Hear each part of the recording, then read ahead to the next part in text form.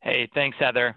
And thanks everyone for joining today. When Heather told me that, we were having this and, we anticipated it would be a smaller crowd. And I'm like, that can be perfect because a smaller crowd like this means it can be more interactive. And while I've prepared some slides for today, I believe that, I can really tailor our discussion to what's most important to everyone on this call. So I'm happy to be here. My passion is to help people achieve their financial goals and dreams. And I've been doing this for 21 years right out of college. Heather and I actually went to college together. And I guess I'm one of those weird people that knew exactly what he wanted to do right out of college. I remember there was a recruiter for what became Ameriprise, came to St. Anselm College, and she said that to be a great financial advisor, you have to have the mind of a capitalist and the heart of a social worker. And that has stuck with me until this day. She said, you can, if you help people reach their financial goals, you'll be able to help reach yours. I always had a passion for helping people. I definitely had a strong interest in investments all through college, and this ended up being the perfect match for me. So here I am 21 years later, and we're Rise Private Wealth Management in Bedford. We have about 47 folks on our team now. We're managing about $1.6 billion in assets for over 2,400 individuals, families, business owners across the country at this point. But still, to this day, my favorite thing to do is to help new folks out and to show them a path to reach their financial goals. And that's different for everybody. I find that, everyone's at a different stage of life. And I don't get to work with all the clients. I'm an ambassador for Rise. I help onboard them, make sure they have a great client experience, and connect them with one of my advisors on the team. But I'm usually in on those first initial meetings if someone's been referred to me. And it's just so great to just see the impact that we can have on people's financial lives. Because I think there's a myth out there to work with an advisor, you have to have like a certain dollar amount built. And it's a myth because a great financial planner is here to help people build wealth, right? My specialty is to work with higher net worth, more complex individuals, but we have teams of advisors that are focused on young professionals or families that are looking to help send their kids to college. And they usually show up on my doorstep later on when they're getting ready to transition to retirement.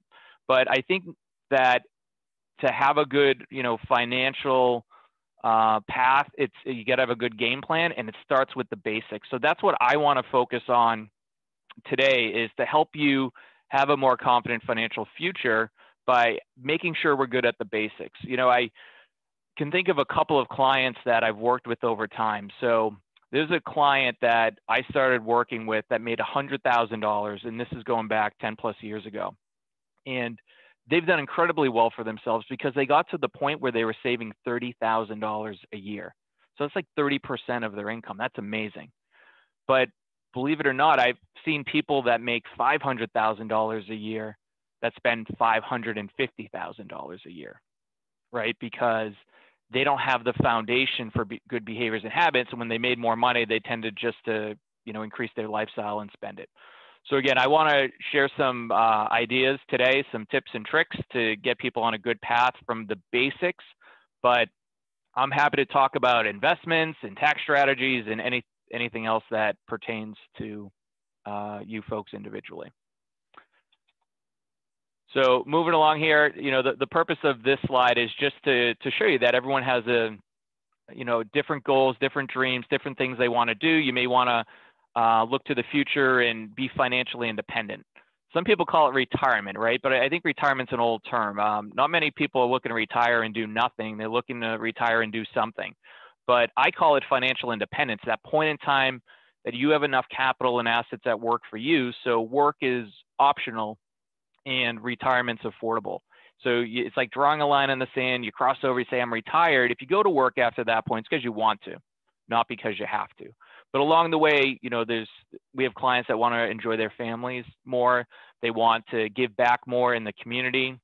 They want to take vacations and travel and have some of those life wealth experiences. So there's financial wealth, which is building money to make sure that you've always have your basic necessities met. But life wealth is those things that money can't buy, and the experiences, but they can assist with them, right? So experiences with your family, the ability to give back to the community again. So it's important to map out a game plan to do all that. Most people spend more time mapping out a vacation than they do their financial lives. But I believe the pandemic has presented an opportunity, and in some ways, people aren't planning vacations. We've seen more and more people take a focus and start working on their financial lives. So again, for today, we'll talk about goal setting, because most people just kind of do stuff and they don't think about, hey, where am I trying to go and what is the end game? We'll talk about some of the basics and essentials that folks need and some good ideas. I'm going to actually draw you some stick figures and stuff of some things that you can work on. And believe me, I am not an artist. I'm much more a left brain person. So let's talk about the importance of goal setting. And, I've got some goals up here that, these are some of the things that people are looking to do. And, you could be at any stage in life. I was presenting to St. Anselm College not too long ago, and there were a lot of folks on the call that are just transitioning right out of school, or they're seniors looking to transition. And, a lot of them don't have these basics. And then I met someone 2 weeks ago that had done an incredible job at deferring money and putting money into their 401k plans. They had over $1 million in a 401k plan, but they didn't have more than $1,000 in their checking account. And these are folks that made $200,000 a year. So somewhere along the way, they got one good habit under control, which is pay yourself first, but they didn't have the habit of, how do you manage day to day and how do you avoid lifestyle creep, which we'll talk about. So it's so important to start off and spend a little bit of time just setting what's most important to you. A great exercise is to just sit down and brainstorm, whether you're an individual, a couple, and write down all the goals that you have. And this is you have the ability to dream a little bit for the long-term stuff. Maybe there's some short-term goals like building a reserve or paying off debt. Put that all down on paper, but then start to prioritize. So I did this with a family not too long ago where we did this, and they were saying all these great things they want to do. I'm like, okay, time out. We got to write all this down. So we wrote it all down, and it include things like college and retirement planning, but also include things like, hey, we want to renovate the house and we want to add an addition and we want to do a lot of short-term stuff. But when I said, what's number one and most important to you? What ended up happening is they started to prioritize, and they realized like some of the things they wanted weren't as important as some of the big things, like sending their kids off to college and starting a college fund. So spending time setting goals and prioritizing is the foundation for any good game plan. Let's talk a little bit about budgeting, because a lot of this stuff, again, isn't taught in school unless you purposely elect to take a personal finance course. So you can kind of put your expenses in two different buckets. There's the essential expenses in life. These are somewhat guaranteed.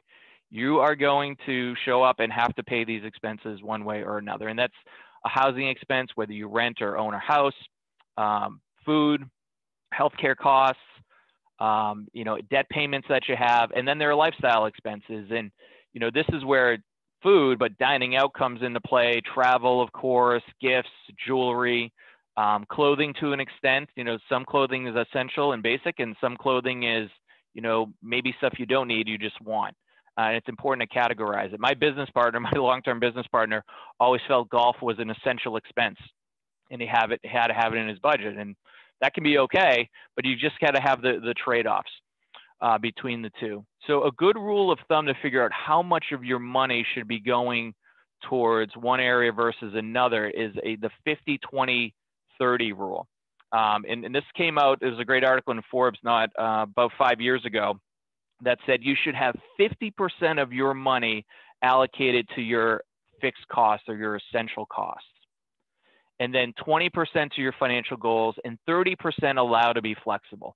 And that flexibility is for lifestyle and the fun stuff, but sometimes you got to roll that into essential expenses. If you're trying to pay off a debt, for example, you may have to not spend as much now to dig yourself out of the hole. And same things for financial goals. Sometimes you can't put money away because you're paying off the debt. But this is a good rule of thumb to start with, and then it'll be customized to your situation. But the longer you go, the more you want to align to the 50-20-30 rule. And please, Heather, Chad, or anyone has any questions as we go through this stuff, happy to answer them. Managing debt and credit. So a few ideas here. This is just as important as the goal section. One thing that people don't regularly do is they don't have a spreadsheet, or they haven't really written down all of their debts and see where it's going. So when we first work with people, we give them an organizer to start writing this stuff down. And just the task of writing this stuff down and seeing what your debts are, seeing what the payments, the interest rates, the balance, where you're spending money, it's extremely eye-opening. People that work with us for the first time say just that process alone is worth coming in and visiting and meeting with you, because it opened our eyes to things that we didn't realize what was going on. We may have cut the cord with cable companies, but at the same time, we loaded up on all these subscriptions that equaled what we were paying to the cable companies. Like, what are we doing, right? Because the world has gotten really good at separating us from our money, right? I mean, that's why sales and marketing folks, they make a bunch of money, because they're trying to sell their service. And the world has gotten really good by doing subscriptions, right?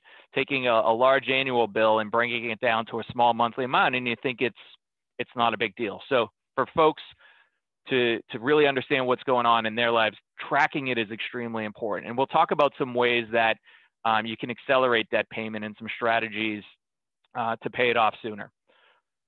The second section here on building up a credit score, paying bills on time is usually the key. If you miss payments, that's going to drive your credit score down. But most people don't even know what their credit score is and where to go to look for it. So a website you can go to find out your credit score, and you'll be able to get a report once a year. It's called annualcreditreport.com. So annualcreditreport.com. And it's a free website. I think it might even be kind of mandated free by the government. You're allowed once a year to go in and get a credit report. Now, they may try to sell you access to other credit scores and other credit reports. You don't have to sign up or pay for any of that to get a free report and credit score. And that's important to know. I remember early on post-college, I had some healthcare bills that I didn't know were on my credit account until I pulled it up, and I'm like, what is that, like $200 bill? I must have went to the doctor at some point in college and must have missed that bill, right? So it's good to go in there and check things. And, if you're not if you have some things on there, you're going to want to get them paid off. If you've got some open lines of credit you're not using, you can think about turning them off over time, but you can't do it all at once, because when you close down lines of credit, it actually impacts your credit score. And then credit cards. So this, maybe I'll talk a little bit about just debt in general. So before you move on, can I ask a question about credit cards? Because I have some of those like Target cards that I never use, and I don't cancel them because I don't want it to affect my credit. But then they'll send me the nastygram like, hey, you haven't used your credit card in 2 years. We're going to cancel it. So I go into Target and I buy a $5 thing to keep using it. But is there a way to cancel them without it impacting, or do you just recommend staggering it so you're not doing a bunch all at once? Yeah, what I recommend is about every 6 months, shut one down. Okay. I've seen it have an impact of sometimes 10 to 15 points on a credit score. So it kind of depends where your credit score is at. So if you're 740 and above, you might have some wiggle room there. But if you're thinking about making a major purchase and you're down in the 600s and then you're thinking about shutting things down, that's probably not a good idea, right? Okay. So, but that is a really good question. But yeah, you don't want it out there too long, because the longer they're out there, the more chances of fraud as well. Mm-hmm. And that, of course, I mean, I think all of our identities have been stolen 12 different ways now. Someone just filed for unemployment for me twice in the last few months. So they get a lot of information on us. So it's only a matter of time if they're open. So that's a good way to do it, though, Heather. Thank you. So a couple of ideas and strategies on paying off debt. One is called the Snowball Method. This actually came from Dave Ramsey. I'm not sure if anyone's ever heard of Dave Ramsey, but instead of lining up all your debts and seeing where your payments are going, instead of trying to pick like a high balance with a high interest rate, the idea is to pick which one has the lowest balance and pay that one off first, right? So if you got a student loan at 10 grand and you've got something else at 5, but you get like that credit card or that Target card, for example, that has $500 on it, pay the minimum on all the high balance ones and send any extra dollar to that $500 one. And the reason it is financially, you may say, well, that doesn't make any sense because that $5,000 balance has the highest interest. I should pay that one off first, which financially is absolutely true, but we're human beings and we're therefore emotional. And we like to celebrate and have wins. And what I have seen is that when people get rid of a debt and it's gone, that keeps the momentum going. And it actually snowballs in a very positive way. So once you pay off the $500 one, then you'll free up all that cash and you can go after the next lowest balance one. And then the next one and the next one, and it all snowballs. And there's nothing like deleting an entire debt or line item off your balance sheet and having that feeling of victory. So that's one way to try to focus on it and paying off debt. On credit cards, for many years, I said that the first way to get out of credit card debt is to stop using credit cards. That is flat out the best way to do it. Because if you're using your credit card and you don't pay off the balance at the end of the month, it's like writing a check in a checking account and you don't have any cash in it. So you've got to work on, hey, where am I spending my money? And I'm perhaps overspending. I got to stop using the credit cards. But once you do that, we got to back it up with a cash reserve, and we'll talk a little bit about that. But for many years, I said operate on a cash basis only, and not actual cash, because very few of us do that these days. It's operated on a debit card basis. And I like the idea of debit cards because when you spend the money comes right out of your bank account. You'll see it really reflected overnight. The downside, though, these days is that with fraud, again, if your debit card gets compromised, the money's taken out of your bank account, and it's not as easy to get the money back in there as it is with credit cards. If you have an issue with your credit card, you call the credit card company, they're like, okay, and it's gone. Whereas the cash is out of your bank account and the bank isn't as quick to put it back in. So one strategy with credit cards is to use credit cards as a debit card. And how do you do that? So if you buy something at Target for $5, go into that Target card and pay it off in the next day or two. And that money will come out of your checking account that way. So that way you've got the same cash experience as a debit card, but you're putting on the credit card. One nice thing is you can get points. You can get points for travel and gift cards and, whatever focus you have, cash back.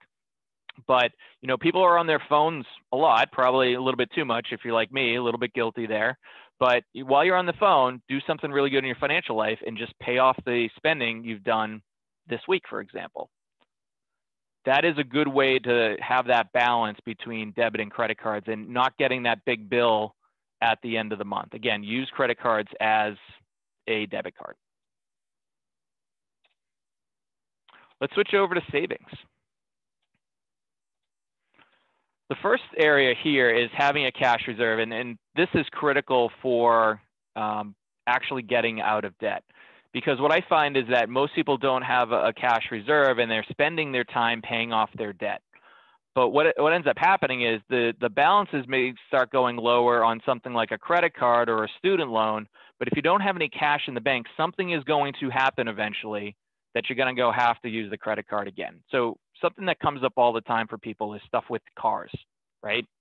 So in the back of our minds, logically, we know our cars are going to need maintenance. They're going to need oil changes and new tires.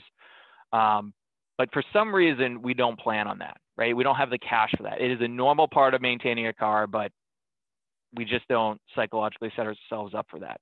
So when we're paying off debt, one of my favorite things to do is actually build a cash reserve while we're paying off debt. So not sending all the money to our liabilities, is sending some money out of sight, out of mind to a cash reserve. And when we get to picture time, I'll show you exactly, how to do that and strategies that have worked really well. In terms of savings, and this may seem a stretch for a lot of folks right now, 20% of your income each month. When I get to meet the adult children of my clients and they've graduated college and they're getting their first job, I always let my clients know, like, hey, you just got to let us talk to your kids and we will set them up right out of the gate. And what I usually tell them to do is that you're going to be making more money than you ever made, right? When you get your first job out of college, let's create good behaviors and habits right away. Let's send 10% of your money to your 401k plan. And then every year we'll increase it 1 or 2%. And that way you can gradually get to 20% over time. But when most people aren't, anywhere close to 20% and maybe they're at 0%, how do you get started? You start at 1%.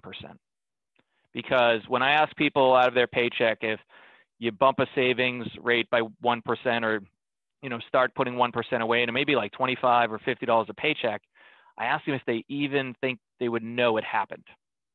And they're like, no. But if you did 1 or 2% every year for the next 5 or 10 years, guess what? You are on a really good track for yourself financially, and you're starting to build some good wealth. So we'll talk a little bit more about that. And again, setting goals and targets and milestones to reach. I'll talk about that actually when I talk about the cash reserve section. Let's talk about investing. And this is something, there's a lot we can talk about investing. And when I start drawing some pictures, we'll talk a little bit more about it. But I want to talk about the opportunity cost that exists for waiting. So we meet folks, again, a lot of folks, and they tell us that they were waiting for certain things to happen in their life before they started to save. And again, I think that goes with the myth that people think they need to have a lot of money to work with an advisor. Waiting ends up costing people more money than getting started. And getting started doesn't need to take a lot. Again, it could just be a very small amount of money, 1% of a paycheck, for example, before, as it snowballs. So with the high cost of waiting, if we take $5,000 and we invested it for 30 years at 6% annual rate of return, which, maybe even too conservative, but let's just say that's what we get, that turns into about $419,000 over 30 years. So not bad. And then imagine if you had a spouse or a partner doing it as well, then it becomes double. If you wait 10 years, for whatever reason you've given yourself and say, now I'm going to start saving, the difference in the value lost over that 10-year wait period is over $200,000. And then, of course, some people literally show up on our doorstep when they're 50 or 55. And they're like, okay, now we're ready to start saving for retirement. I'm like, well, now we got to start saving like 30 or 40% of your income to get on track. And then they're in a bit of shock, but we come up with a game plan. But so much value is lost by people waiting to get started. So if anything today that I'm sharing with you is, I just want you to do something good for yourselves in your financial lives. Take 1 or 2 things that you can do. And in the investment category, it's important just to get started. Most people, when they meet with us, after the first few meetings, they're like, boy, I didn't realize it was going to be this easy. I wish I did this like 5 or 10 years ago. So, and you can see with numbers that it really costs you real money to wait and get started. So I'm hoping this is a slide that is a catalyst for you to take action and get started. And we'll talk about where you can go to invest in a bit. So good habits for the future, in summary of the slides is you want to make sure you have a plan. It all starts with a plan. There was a Harvard study that came out 1 million years ago that said people that had no plan and no written goals made X. People that had, some of their goals written down made 3X.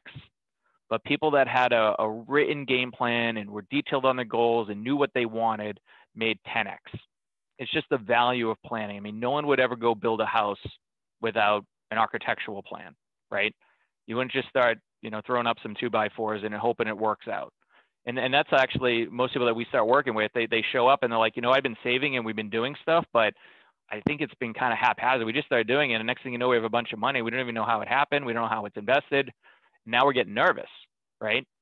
It's good to just have a game plan from the beginning. And then that leads to the catalyst of begin to save early, even if you're trying to pay off debt. And then, always know where your money's going. It's probably not everyone's favorite hobby to work on this stuff, right? I'm an exception because I love this and I'm reading financial articles and trying to bring good ideas to my clients all the time. But some of this could be like working out. I mean, no one initially likes to work out, but you do it and you feel good after. Just carving out a little bit of time in your week, in your month to work on this stuff and educate yourself can go a heck of a long way. So I'm going to transition over to my slides, and I practiced this with Heather, so hopefully I get this right, because I'm going to draw you some pictures and some ideas on how to bring some of this stuff to life. But I'll pause for a moment because I've been talking a lot. I don't like to talk too much, and I want to see if anyone has any questions. You guys must have some questions. Anybody? Come on, Courtney.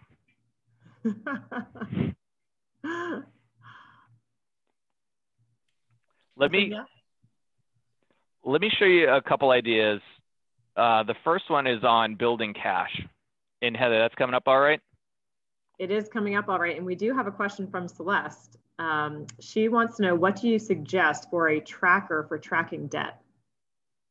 That's a good question. My favorite thing is just a simple Excel spreadsheet, because it's easy. There's a lot of tools out there that you can track expenses, like you may have heard of mint.com or Quicken, and Quicken might be able to do that. I just like a simple spreadsheet. I'm not a big spreadsheet person. I remember learning about how to use Excel, and now I rely on someone 20 years younger than me to work on Excel for me. But even I can go in there and update this stuff and just have it on a simple spreadsheet, something that's visible that you check in with and you see. And it looks like something came in on using something with Google.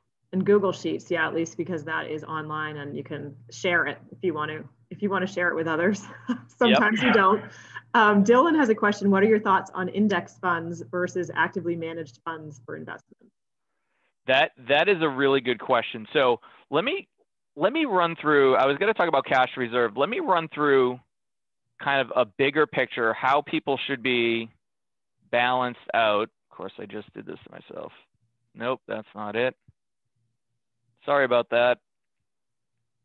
No worries. I got excited because I wanted to show something else.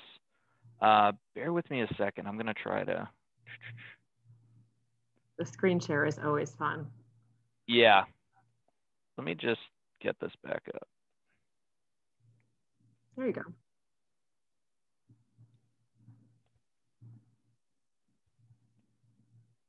And share again.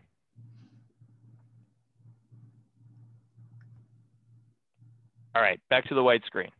Yes. So I'm gonna talk about the investment side of things, but if you're going to attack your financial life, I look at it in 4 quadrants. So this is called the 4 cornerstone approach to financial planning. So the first area is having a good cash reserve, working on your debt, and this is just really your overall financial position. The second area deals with having the right levels of coverage for insurance. So this could be for like life insurance. It could be for disability insurance that protects your income. It could be long-term care insurance for older folks that are concerned about that, and health insurance. Then the next area is investing. And it could be for different goals that people have for themselves, like retirement or college. And then taxes and tax planning. So these are the 4 areas that I take a look at when I work with folks, and this is important for anyone to look at for themselves. And this first area, and maybe I'll just actually flip over to a new sheet to show you, talks about cash reserve. So go back to that cash reserve discussion. Is the cash reserve is a place for emergencies or opportunities. An emergency would be like the car breaking down, the water heater going. An opportunity would be like, hey, I've been saving for something for a while, and now it's time to do it. So it could be like a vacation. So you have a vacation fund, or you maybe have a fund dedicated for holiday spending. But the ideal rule of thumb is that you should have 3 to 6 months expenses in a liquid cash reserve position. And some people, and the average American, by the way, sadly lives paycheck to paycheck and doesn't have a cash reserve. There was a study over the holidays that said, if people had, $500 in a cash reserve position, they would start to begin to feel comfortable. And ideally, we want to get to 3 to 6 months. So don't be disheartened if you don't have it. It starts with just trying to get to 1 month expense first, and then 2, and then 3, and it takes time. But the first tier of this is to have a month of your anticipated monthly expenses in a liquid position after you pay the bills. You're not going to earn really any money on this, but it's completely liquid. So we have money for paying bills, and even after the bills are spent, we have this money liquid and accessible right in your, online local bank account. The second area I take a look at is usually either a money market account or a high yield savings account. And here's where I like to be a little bit different is I like people to go get this high yield savings account online and not typically at a bricks and mortar place, and something that's separate from your checking account.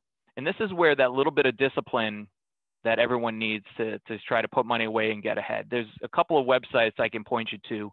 One's called bankrate.com, Bankrate, and the other one's called NerdWallet. I like NerdWallet because it's really easy to remember. And if you go to NerdWallet, they'll give you their top 10 favorite savings accounts or high yield savings accounts, money market accounts that you can put money into. And you're not going to get a lot right now. It may be like 0.5%, but I like it because it's out of sight, out of mind. It takes a couple business days for the money to get there, and it takes a couple business days for you to get the money back and move it to your checking account. So it can move between the two accounts, but it takes a couple business days. So it gives you some thought. I remember right out of college when I had a checking and savings account tied to each other, it was so easy to move money into my checking account and into my savings account. And then I put in my savings, I'd just take it right back and put it in my checking. So I really wasn't saving money. It was just like one big giant checking account. By sending it out of sight, out of mind, it just gives you a little bit of pause and a little bit of discipline before you touch the money. How to do it is I like to have a deposit go into the high yield savings account when you are paid. So it's really easy if you're a W-2 employee, because if you get paid every other Friday, on that Friday you get paid, you can have a certain dollar amount just automatically move to the high yield savings account. So let's say $100 a paycheck. So $100, every 2 weeks, you could have money move right to the high yield savings account. So it's out of sight, out of mind from the start, right? You just don't even see it. There's one more note on spending I had here. Sorry, I lost it. But this way, you start to actually build a reserve up. Oh, and what these accounts will allow you to do is they'll allow you to rename them. So if you want to make, a vacation fund or an emergency fund, you can do that, and you can create subsets. And this is another psychological play on ourselves, because if you're putting money in your vacation fund, you're going to be less likely to buy a big screen TV with your vacation fund, right? Because otherwise you won't have any cash to go on vacation. So it's getting in the habit of actually saving ahead of time for the things that you want to do. It could be like a new home fund. So you create what I call these electronic envelopes. Instead of putting money in paper envelopes like they used to do decades ago, we have these electronic envelopes where we're kind of stuffing money for different goals that we have for ourselves. All right, and then the other thing when we're dealing with debt is I like to build up the cash reserve position first. By the way, this tier deals with CDs and things like that. I would really just focus on the high yield money market account because these CD rates are really low right now. But you have 1 month, 2 months, and 3 months, and that would get you 6 months in a reserve position. But build up the high yield savings account, build up your cash first. And if you got this to like $5,000 and you had, a $2,500 credit card or debt payment, maybe you take $2,500 out and you wipe it out and you still have a reserve in place, right? That's the key, is you still have a reserve. It's more than you had, and that's how you can pay off debt. And then once debt's paid off, you should redirect it and increase what you're doing every week out of your paycheck, right? Most people will pay off a car, for example, but then the payments just gets absorbed in their budget. It's more purposeful to take the car payment and put it away. Maybe you're putting it away for maintenance on the car. Maybe you're saying, well, I'm going to take half of it and put it in my kid's college savings plan, or into my retirement account, but always redirect a payment somewhere with purpose. Another rule of thumb with cash and building cash and spending is if you get pay increases, try to save half of any pay increase. So if you get a 2% increase in your pay, put 1% in your retirement plan through work. If you get a tax return, I love talking to people about tax returns. I was just talking to a new client last week because I asked them about the tax return, and I always ask them, you know, what are you planning on doing with the tax return? And it's already spent. Like they know it's coming. It comes every year, and they already know what they're going to do with it. Try to treat it more like a bonus. Try and save half of it and spend half, so you have the best of both worlds. You have, you know, fun today, but you're also trying to get ahead for yourself financially. And that's the way any bonus, if you happen to work for a company that gives you a bonus, try and do the same thing. Spend half, save half. Because believe me, I'm a big believer in joining the ride along the way. Otherwise, it's just not worth it. So that is the cash reserve. Any questions on that before I move on? I was going to talk about health savings accounts, but I really want to talk about the investment side of things first, because I know that question had just come up. So here's what I think when we talk about that investing quadrant. If you're fortunate to work with someone that has an employer-sponsored plan like a 401k, could be a 403b if you work for a nonprofit or a hospital, 457 plan for if you work for a city, a municipality. And all these 401k, 403b, they're just a section of the IRS tax code, but it's really the same type of an account. It's an employer-sponsored plan. Some of these accounts have a match. And it may be like, we'll match you 50 cents on every dollar up to 6. That's a very common one. If you get anything better than that, you're above average. But that's a very common one. One of the keys with this account is you want to put in your 6%, because if you do that, they'll give you 3% of free money, and that's a 50% return guaranteed. So it's hard. One of the first things when we get people to start saving is to get them up to at least their employer match, because we want them to take advantage of the free money that's out there. And it makes a lot of sense to keep saving above and beyond that, because you're putting money in your pocket for sure. When it comes to investing, most plans have something called a target date fund. And even if you're investing on your own, you're a small business owner, you can go and get these target date funds. And what the target date fund is it will be an investment. And let's say you were going to retire 40 years from now. You would choose a 2060 fund. And again, most plans have these funds, and it's 2025. They're usually in 5-year increments. But what happens is this portfolio will be automatically managed for you. It'll start off more aggressive in stocks, and then over time, it'll gradually grow and increase the bond position, and the bonds will become a bigger position of the portfolio as you approach this date. So it's a great, easy way, if you're not a sophisticated investor, to get invested and have someone else do it for you. And I know the question came up about index funds. I'm a huge fan of index funds. So what an index fund is, it's a diversified portfolio, just like what we're talking about here, but it's passively managed. It just really mirrors what the market is doing. So take the S&P 500, which is the 500 largest companies in the United States and some of the best companies in the world. An S&P 500 index will just mirror exactly what this does for a very low fee. And it's as low as like 0.02 to 0.04% is usually what I see. I mean, it's almost virtually free, but they just make up for it with the massive amount of money they have in these funds. So, you know, you get the return of the market for the least fee possible. And a lot of these target date funds will be index based. If you get to like a Vanguard one, or, you know, some of the Fidelity ones, they'll be very much index based. But I love these accounts and the target date funds for folks that just aren't that sophisticated. And I really believe if you're not sophisticated and you don't work with an advisor, 90% of the people should just invest in target date funds and let these funds manage the money for you. And then again, with the whole investment strategy, if you are not in anything yet and you're feeling a little bit tight on cash flow, but you want to do something, just do 1%. Just try and do 1% and do 1 or 2% increases every year. And that's where the half of the bonus, half of a raise, half of a tax return philosophy comes in. So I'm hoping that answered the question on index funds. What do you think, Dylan? Yeah, he's giving you the thumbs up. Okay. I mean, I have a follow-up question to Dylan's question. So the actively managed funds would be what you do as financial advisors, where you're managing it as an independent shifter, consultant, whatever you want to call it. Yeah, so the difference is if you look at, actively managed mutual funds, is that they're going to try invest in the S&P 500, but instead of 500 companies, they may pick like 100 or 200 companies they think are going to do better than the S&P.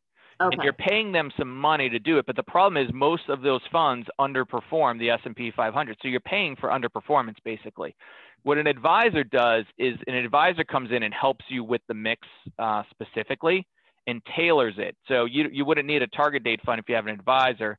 You know, what like I do with my clients is I'll be more aggressive on the new money allocation, be more tactical, but as we build that up over time, I'll start to protect it a bit more. So if the market goes down, they don't go down as much as the market, and then we're also adding money and buying low, right? So the advisors, the best advisors are giving you advice and strategy. You know, investing is becoming more of a commodity. It's how do we tailor it to your situation? And so the active management is the advisor. What we do here is we use a lot of ETFs, which are look and act a lot like mutual funds or index funds, but they trade like stocks. So we can just be a little bit more liquid and be in and out when we want. And then we use this as a core, and then we'll satellite good actively managed mutual funds around it. So for example, we did a tech one last year that, was up 60 or 70% because technology did phenomenal last year, or we satellited a healthcare fund in the middle of last year. So we'll do some different things and customize it. But that's the difference between active and passive. Thank you. Nice. Anything else coming through the chat, or someone want to grave and ask me a question? Any other questions? I thought it was a great reminder on using credit cards. I've got so used to using my debit. And then I recently lost it and was like, oh, wow. Yeah, that feels different than when you lose a credit card. So that was kind of my wake up call, like, geez, what even happens as far as that goes? So thanks for that reminder. Yeah, absolutely. Plus, you get the points, and I mean, the worst thing you do, you're the credit card company's best customer if you don't pay it off, because then you're paying those exorbitant rates. Yes. But otherwise, you're making them work for you because, a typical rewards program will get you 1 or 2% of your money back. Mm-hmm. The challenge I have, and I don't know if anyone else is in this bucket, is then remembering to do that every week. So that's a little bit risky, I feel. That's right. You'll just remember that time Brent Kiley had this virtual little workshop, and I'm sure you'll be in there twice a day now, Heather. Oh, yeah. No problem. What did I charge in the morning? Can I ask one quick question? Yes, please. Brent, how aggressively should I try to pay down my mortgage? That's a good 4%, one. 4%, so I haven't really, I've looked into refinancing, but not thought it's worth it for where the rates are versus how long I want to stay. Yes. How should I treat it? It's really my only debt. I don't have, my credit cards pay off every month.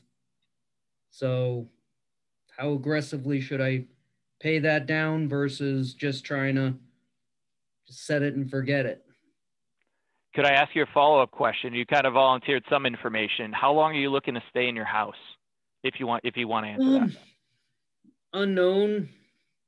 3 years, 5 years. Kind of depends what happens in the rest of my life. Yeah. So with refinancing, it's still, depending on the size of the mortgage balance, it's actually still might be worthwhile. It costs about $2,500 in pure out-of-pocket expenses to refinance a house right now, but you can get rates in the 3s. And if you're not planning on being a while, you could get an adjustable rate mortgage. I'm sorry, 3s, the 2s, under 3%. So if you save over 1% and you got a $200,000 balance, for example, that's $2,000, right? So a little over a year, theoretically, you break even. But if you got an adjustable rate mortgage, or you went from like, I have 25 years left, but you went down to like a 15-year mortgage. I just saw a client get a 15-year mortgage for 2.25%. So anyone that has a mortgage out there, you want to definitely take a look at refinancing. Talk to a mortgage professional. If you don't have any, I'm happy to refer you to someone in my network, but it could be worthwhile for you, Dylan. But overall, when you get asked a question like this, if you have 10 different advisors, you're going to get 10 different answers, right? And you've got some folks that will say, there's a book called The Millionaire Next Door. I read it over 20 years ago. It was a very influential book. Most of the people that are millionaires in this country, you wouldn't even know it because they live below their means. They drive used cars. They live next door to you. And we see it all the time. Their net worths are in the millions, right? And in that book, they say pay down your mortgage first and then invest. I don't believe in that. And then there's another school of thought that says, why would you pay down your mortgage first? You can get all these returns, outside of your mortgage. So don't do that. I think there's a middle road there. I like the idea of making sure like you're in your retirement plan through work, you're getting the match, you're saving enough and you're on track for retirement. You're saving enough and you're on track for your other goals. Maybe it's college planning, but I believe it's okay at that point to go to your mortgage and prepay it off. So I like maximizing my tax shelters that are available first and foremost. We didn't talk a lot about it, but I'm a big fan of Roth. And if you have it available in your 401k plan, you can go there. I mean, any of these plans have them, or you can use another question I have. If we do have a Roth option, and right now I've moved all of my contribution to Roth. I love it. For years, I've been in just regular traditional, but I just moved it all 10% to Roth. I love it. Let me draw this quickly, and I'll try and talk about the. I'll try and finish up the mortgage. So I think it's okay to prepay your mortgage if you've got these other things going on and you're on track. You just got to be careful because you don't want to lock up all your liquidity in an illiquid investment in your home. Mm-hmm. But I'll tell you this, all my clients, when we pay off their mortgage, they don't look back and say, oh, I paid off my mortgage too early. Mm-hmm. They love it. And if they pay it off early, then they can redirect that payment to do good things. But you need the other things going on, in my opinion. But when we talk about tax planning, you're going to love this. There are 3 buckets that you can save money into that the IRS sees from a tax standpoint. And historically, tax rates have been as high as 90%. That was during World War II, by the way. And since then, they've fallen down. The highest marginal tax rate is 37%. But who knows where the tax rates are going, right? If I was going to bet on it, I would say higher. Social Security is underfunded, Medicare is underfunded, our debt is growing, right? But besides the point, I think it's important to be diversified from a tax standpoint. So the first bucket you can save money into that the IRS sees from a tax standpoint is pre-tax. So this would be like a 401k, 457 plan. If you're electing the pre-tax option, a traditional IRA, pensions work this way. And as this bucket of money grows for you, it grows tax deferred. So each and every year you don't pay taxes on it. But when you take money out, you're going to be fully taxed on it as ordinary income in retirement. The second bucket that you can save money into that the IRS sees from a tax standpoint are after-tax dollars. And these are simple things like a checking, savings account, money market account, your cash reserve, and also stocks and mutual funds and real estate. And I'm assuming these are outside of a retirement account now. And you pay taxes 2 ways. In this bucket, you get a 1099 from the bank for dividends and interest, for example. That's fully taxable. And then some of these investments generate capital gains. And you'll pay capital gains as high as 20%, 15%. If you're in a lower enough tax bracket, you actually pay 0% capital gains. And then if you're in a high tax bracket, there's a surtax of 3.8% on all this. Mm-hmm. And then the last bucket you can save money into, these are after-tax dollars like your cash reserve bucket down here. The difference is it grows tax deferred like the traditional retirement bucket, but the key is when you take money out, it's tax-free. And this is where the Roth comes into play, whether it's Roth 401k or IRA, 529 plans for college, municipal bonds, and cash value life insurance, actually. forms that way. And HSAs, which are my favorite long-term tax shelter, is a kind of a hybrid of that. But really, most people, Dylan, when they save money, they do a good job in lower right and they get some money up here and they just don't really have much going on. And just like an investment portfolio, you want to be diversified, you want to be diversified from a tax standpoint because it gives you the ability long-term to take money from a taxable place, but turn it off if you're going to go over a certain tax bracket threshold and then take money from your tax-free place to supplement it. To get started on this, like let's say you are doing 10% into a 401k plan pre-tax, start to shift it. Maybe as you did, maybe you did it all at once, Dylan, but maybe you go, 9% pre-tax and 1% Roth. And just switch it a little bit over time.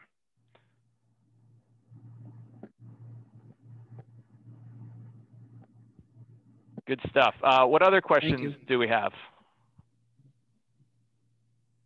So Brent, you said that like a life insurance plan would go into that top bubble? Yes. Okay.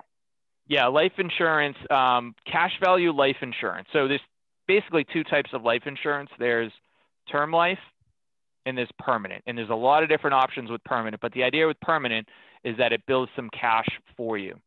But that cash grows and builds tax deferred and you can access it tax free. And sometimes when people have maximized all the other different tax shelters and they're like, where else can I get some good tax savings? That bucket and that option is a good one. For most of the population, permanent life insurance doesn't make sense. That's the disclaimer. And that's why some people will just be broadcasting it's bad. It's not bad. It's only probably good for 10% of the population.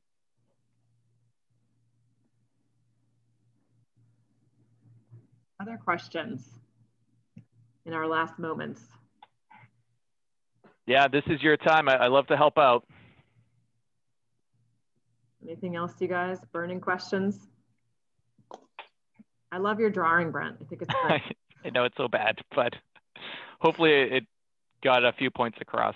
No, like I told you, it's like those YouTube videos we all watch and we can't stop looking. It's hypnotizing. Well, without further questions, we are just about at time, and this will all be recorded in case you guys want to reference it at a later date or share it with others. We'll have it loaded up onto our YouTube channel soon. So I'll send out a post event that will have that link and obviously have all of Brent's contact information for you all. But thank you, Brent. Yeah. That was awesome. I have a whole list of my own notes. Oh, there we go. And I'll throw out this final point. Again, I just love to help people. If anyone has a question that's more personalized that they didn't want to bring up on, the call today, feel free to reach out to me. Easy to find me. I'm right here in Bedford. I'd be happy to, answer any questions, any one-offs, point you in the right direction. I'm a big fan of people working with financial advisors. I'm obviously very biased, but I think they can have an influential impact on people's lives.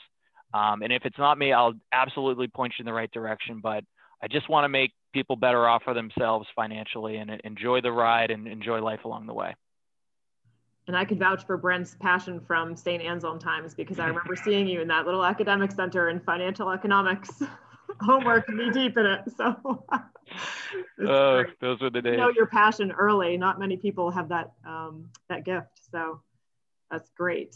Well, thank you so much for joining us, you guys. I'll send out a post event. Brent, that was awesome. Hopefully we can do it again soon. And I hope that you guys will engage in his offer to ask follow-up questions because, we all need it. We all need the guidance. And I'm sure there are going to be questions that come up after you leave here as well. So thanks a lot, guys.